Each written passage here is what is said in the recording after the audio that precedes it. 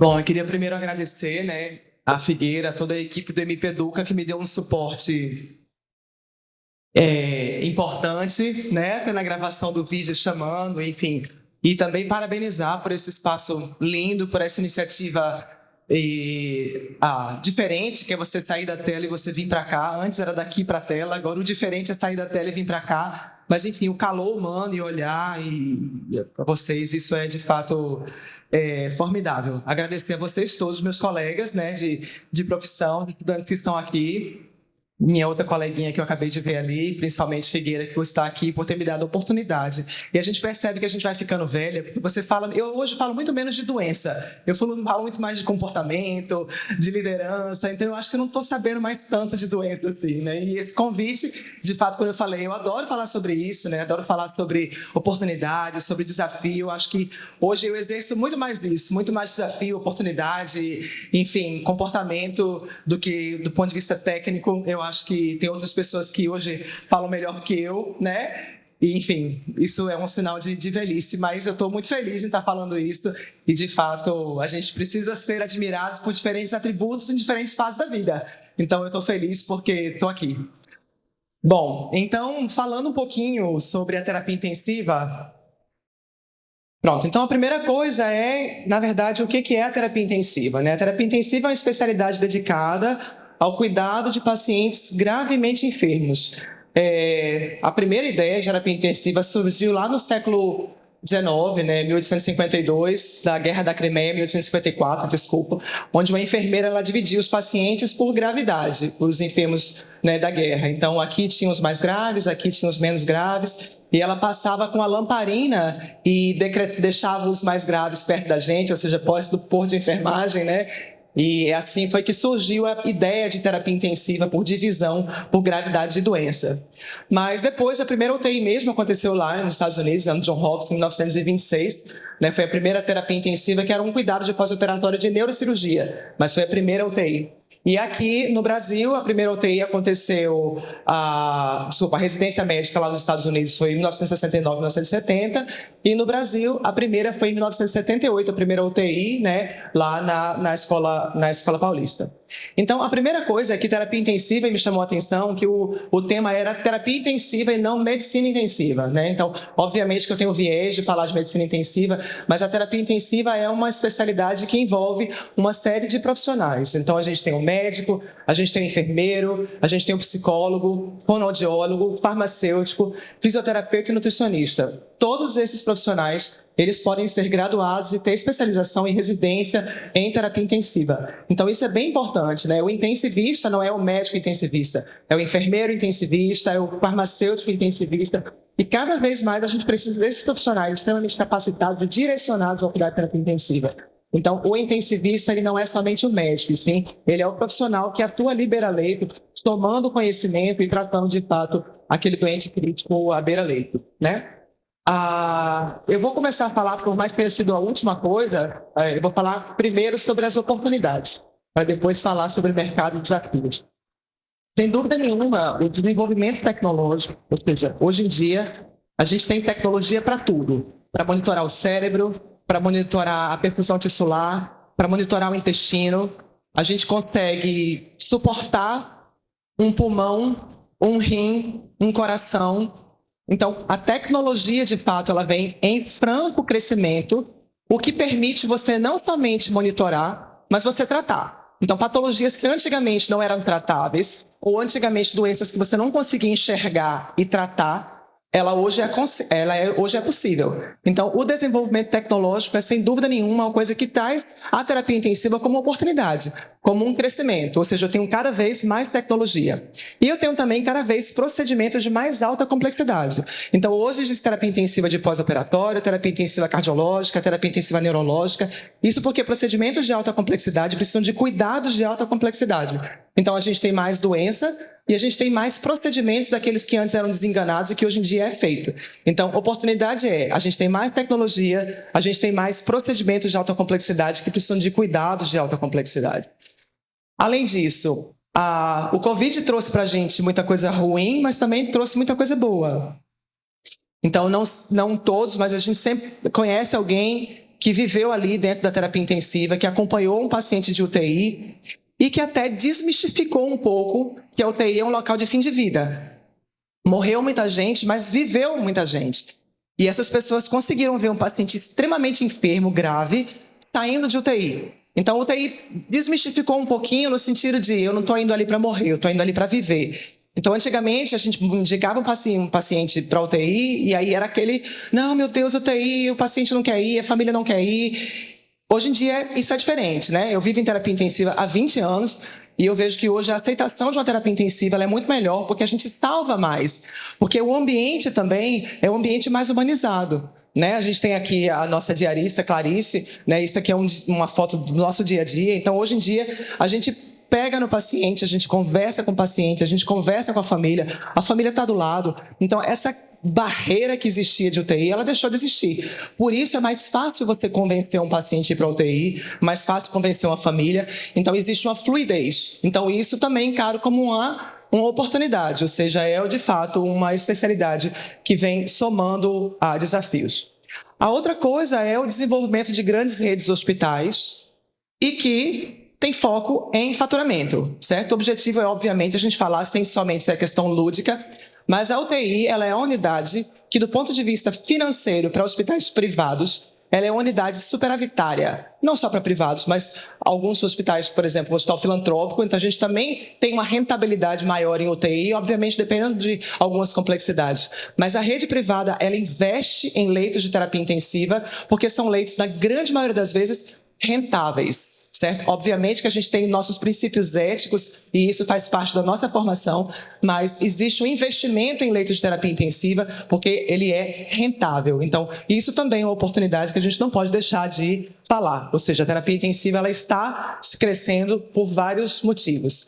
É uma terapia, é uma especialidade relativamente nova, né? Então, a gente tem mais ou menos 50 anos dessa especialidade. Então, isso é 50 anos no máximo, né?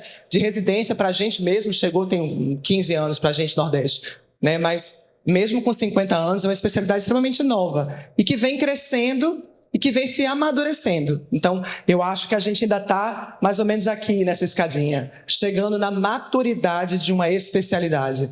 Então, as oportunidades, elas crescem, a formação ela é melhor e a gente vai chegar numa especialidade extremamente madura e do jeito que a gente queria. A gente estava comentando, eu vivo comentando isso com Mariana, como é que a gente quer que a terapia intensiva chegue. Eu acho que nos próximos 10 anos, 15 anos, a gente chega onde a gente quer. E aí vamos falar um pouquinho sobre mercado de trabalho, né? A questão hoje é quantos profissionais não especialistas atuam em UTI? Muitos. 90%, 95%. Se a gente for pegar a nossa realidade aqui, talvez seja ainda 90%, 95%. Então, existe um mercado de trabalho de terapia intensiva por ainda profissionais não especialistas. Hoje a gente tem, quando eu me formei, não tinha residência de terapia intensiva aqui, mas hoje a gente forma 30 profissionais de terapia intensiva por ano, né? Então, hoje a gente deve ter em torno de 90 residentes de terapia intensiva em Pernambuco. Então, existe mercado para trabalhar em UTI? Existe ainda. Existe mercado para intensivista? Aí é que existe mesmo. Porque hoje em dia a gente tem condições de triar e escolher aquelas pessoas que têm a especialidade em terapia intensiva. Algum tempo atrás, e a gente ainda tem algumas vezes isso, não entra qualquer um. Tem coragem de dar plantão em UTI? Vem. É plantão de dupla? Vem. Então, a gente vai chegar lá, porque hoje a gente forma especialistas, né? Então, tem mercado? Tem. Tem mercado para não especialistas, né? Quanto mais para especialistas. Hoje, a gente tem, no Brasil, 8 mil médicos titulados, ou seja, com especialização e título, na verdade, de terapia intensiva. E, em Pernambuco, a gente só tem 187 médicos titulados. Esses dados agora no iniciozinho de 2024. Então, ainda existe um pouquinho é significativo o funil em relação à titulação para a terapia intensiva. E como é que eu me formo, né, terapia intensiva? A residência médica, ela tem 3 anos de formação e hoje, há 2 anos, né, Chico? Há 2 anos, mais ou menos, ela é acesso direto. Então, antes se fazia 2 anos de clínica ou de cirurgia, ou de infecto, ou de anestesia, para depois entrar na terapia intensiva. Isso existia até uma certa, não posso dizer que é barreira, mas a pessoa queria muito fazer terapia intensiva para poder completar os 4 anos de residência, porque quando você termina os 2 anos, você quer trabalhar, você quer ganhar seu dinheiro, né? Então, depois do acesso direto, a gente percebeu que a procura tem sido maior. Seja por acesso direto, seja porque a gente teve histórias brilhantes no Covid, seja porque a especialidade está chegando na maturidade, seja porque existem pessoas como Chico, como Mariana, como Inspiram, que passam por a gente e que veem que aquilo ali é legal, né? Mas, enfim, a procura tem sido cada vez maior e hoje em dia o acesso direto é 3 anos. Isso, depois da residência, você faz a prova de título e você recebe o título para terapia intensiva. Ou então, que foi o meu caso, eu fiz residência em cardiologia, mas depois de 8 anos de atuação profissional em UTI, eu fiz o título de especialista, que isso ainda existe hoje, né, Chico? E depois de 8 anos de terapia prática em terapia intensiva, você faz a prova de título e você recebe o título de especialista em terapia intensiva. Então, isso, do ponto de vista médico, é assim que a gente recebe o título de intensivista, certo? A Pernambuco hoje tem 27 vagas para médico. Desculpa, isso aí é Recife, existe mais umas 5 vagas, Caruaru, eu acho, alguma coisa assim. Na região metropolitana são 32 vagas ao todo, mas Recife tem 27 vagas. E para a equipe multiprofissional, existem também aqui em Pernambuco vagas para a especialização residência.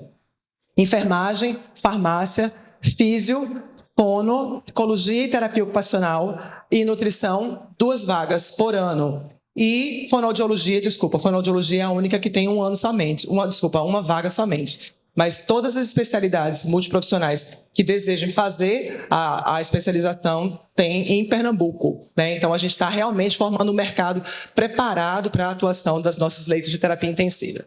E aí, um pouquinho mais de mercado, como é a vida, né? Entrar na residência, entrei. Só que eu tenho que pensar daqui a 5 anos, daqui a 10 anos, como é que vai ser minha vida, né? Então, é aquela história da rotina de vida de plantão. Cheguei, vou evoluir os pacientes, vou passar minha visita multidisciplinar, eu vou fazer meus procedimentos.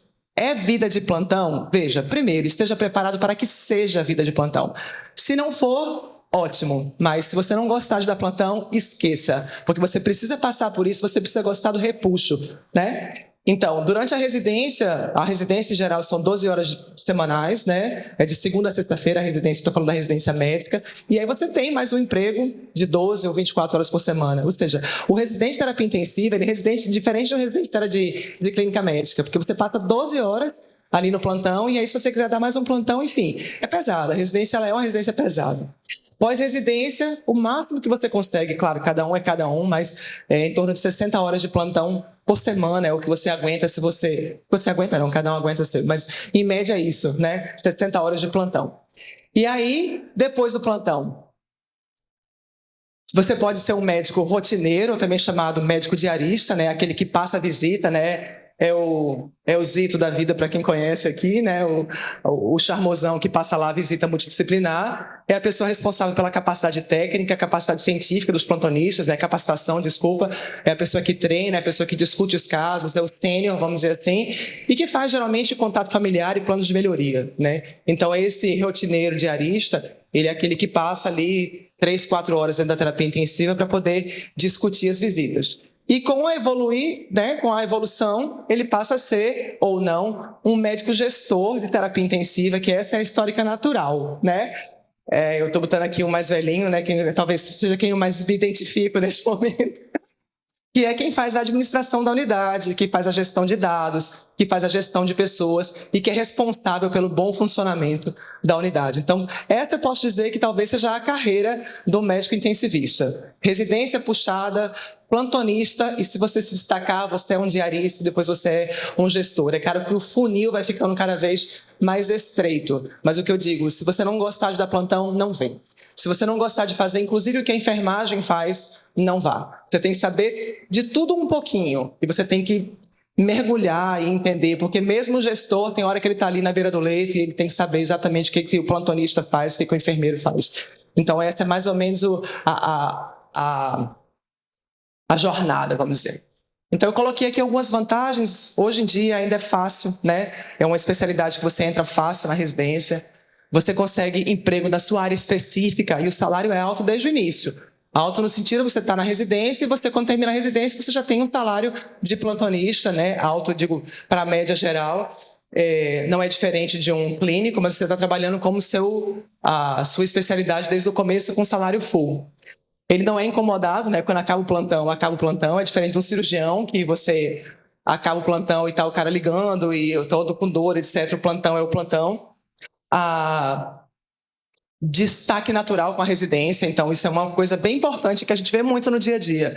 Né? Uma pessoa que fez terapia intensiva, fez residência de terapia intensiva e uma pessoa que se dedicou, naturalmente ela se destaca. Né? Então, eu vivo dentro de UTI praticamente o meu dia inteiro e você vê uma pessoa bem formada, ela se destaca. Então, a gente escolhe os diaristas, a gente escolhe os líderes baseado na formação. E uma pessoa que tem uma formação de terapia intensiva, ela é diferenciada.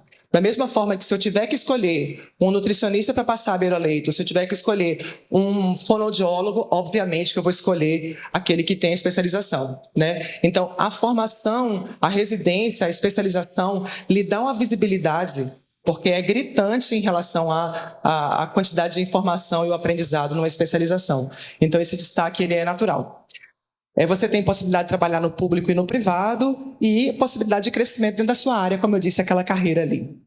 Desvantagens. Vida de plantão por longo período. Eu falo logo isso porque todo mundo acha que vai chegar e com 2, 3 anos está numa diária. Nem sempre é assim, né? Então, tem que estar preparado para isso. A outra coisa, estresse profissional importante, né? Então, é tensão o tempo inteiro, lidar com procedimentos, lidar com perdas, então é um estresse profissional importante. Você tem pouca escalabilidade do ponto de vista salarial, ou seja, o que eu quero dizer é que você troca horas por salário. Né? Então, se você trabalha muito, você ganha muito. Se você trabalha pouco, você ganha pouco. Então, isso aí é importante. Aposentadoria precoce, caso não ocupe cargo gerencial. Então, o que eu digo é que ninguém aguenta durante muito tempo. Você, obviamente, vai sendo, vamos dizer assim, escanteado se você não continua estudando. Enfim, você não aguenta. Isso, mais ou menos é isso. E aí, por fim, né, faltam 5 minutinhos ali, a questão dos desafios. Né? Eu acho que o principal desafio é uma coisa que eu falei que é uma oportunidade. Né? Eu trago aqui a tecnologia versus a sensibilidade e o olho humano. Então, você saber que o seu olhar e que o seu toque e que o seu feeling, ele é importante, isso é, de fato, tem que estar na sua cabeça, ou seja, não deixar você chegar. Tem um colega meu que eu brinco que às vezes ele escutava o paciente com esse teto aqui no pescoço, porque a gente olha para o monitor, a gente olha para a gasometria e às vezes a gente não olha para o paciente. Então, quanto mais tecnologia, mais deixa a gente longe do paciente. Então, isso é um desafio, porque você vem atrás de números. Eu quero aquele número, eu quero aquele lactato, eu quero aquela PAM. E aí você esquece do próprio doente e qual é a necessidade que esse doente tem. Essa foto minha antiga, publicada no Instagram, mas só teve 38 curtidas, essa foto. Então, isso era um doente nosso que o que ele precisava naquele momento era respirar o ar fundo, ser a janela do nosso Pedro II. Né? Então, a tecnologia ela é boa, e a tecnologia, ao mesmo tempo, afasta. Então, isso é um desafio, você saber que, do ponto de vista de formação, você não importa somente a tecnologia. Né? Atender a demandas crescentes. Então, antigamente, a gente tinha um doente dormindo sedado. Depois, o doente está acordado sem estar sedado. Depois, a família está lá. Depois, tem um familiar médico. Então, as demandas são crescentes. A demanda do paciente, a demanda da família, porque hoje em dia a realidade é a família dentro da UTI. Né? Então, a demanda familiar ela é imensa. A demanda dos médicos assistentes, que termina a cirurgia e faz, agora é com a UTI, a cirurgia foi um sucesso. Né? Então, a demanda de médico assistente, ela é importante, é outra coisa que o médico tem que lidar, o enfermeiro tem que ligar, todo mundo.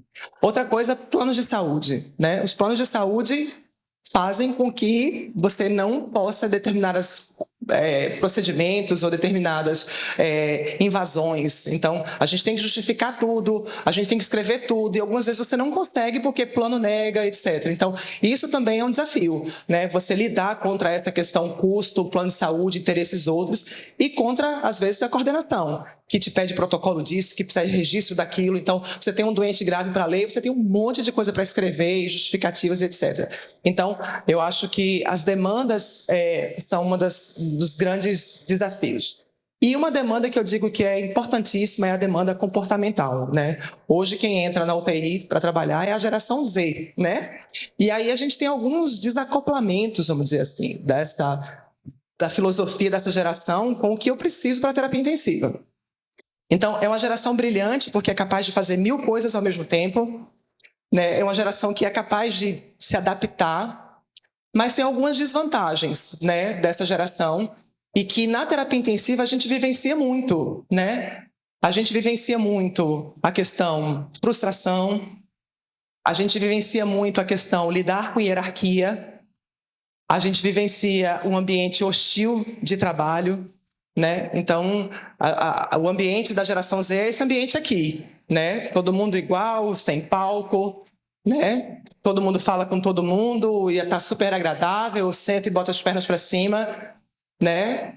A UTI não é assim, né? A UTI é aquele estresse, a UTI é o chefe passando, dizendo que o que você fez está errado e que você faça diferente, né? Então tem todas essas dificuldades comportamentais da geração Z e que em terapia intensiva nem sempre encaixa. Hierarquia, ambiente hostil, frustração, saber parar ou não interferir. Então, isso eu lido direto em terapia intensiva. Aquele médico que chega no plantão e que no final do plantão ele quer entregar alguma coisa diferente. Ele quer desmamar uma droga ou ele quer colocar um catéter. E às vezes você não precisa colocar um catéter, você não precisa desmamar a droga. Mas essa geração, ela quer interferir porque ela quer o resultado rápido, assim como se tem hoje em dia.